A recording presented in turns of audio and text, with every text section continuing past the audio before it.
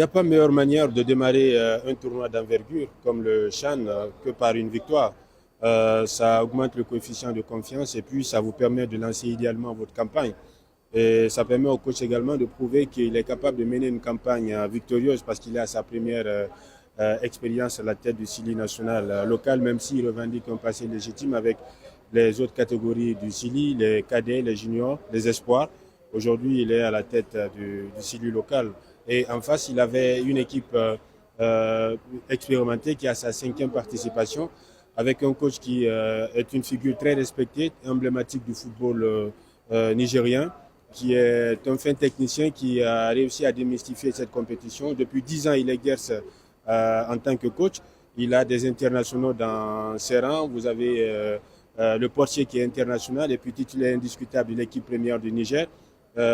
Pour moi, c'est une équipe qui venait avec des certitudes face au Sili national local, qui venait avec beaucoup de jeunes joueurs qui découvrent fraîchement cette compétition pour la première fois.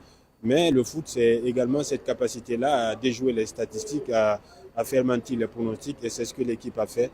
Je pense que dans l'ensemble, on a vu une équipe qui était profondément concernée par ce match-là.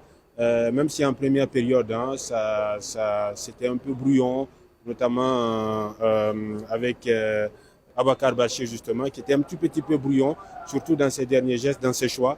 Il est très généreux dans les efforts et on a touché le premier poteau également. Et le Niger a marqué, même si le but a été refusé. En seconde période, quelque chose forcément a changé dans les vestiaires. Il y a eu sans doute une nouvelle prédication du coach et puis ça s'est fait ressentir en seconde période. Et personnellement, ce qui m'a marqué, c'est la capacité qu'a eu cette équipe-là à tenir physiquement, à répondre présent dans les duels, même si on était un tout petit peu court par rapport au profil de notre adversaire. Mais dans les duels, on n'hésitait pas à aller au charbon. Physiquement également, on était là.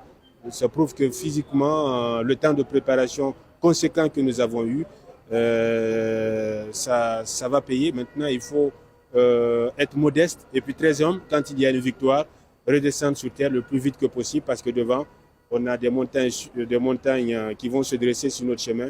On a l'Ouganda, le pays hôte, dans un stade qui sera acquis à sa cause. On a l'Algérie, finaliste de la dernière édition. Et on aura l'Afrique du Sud également qui a l'un des meilleurs championnats africains.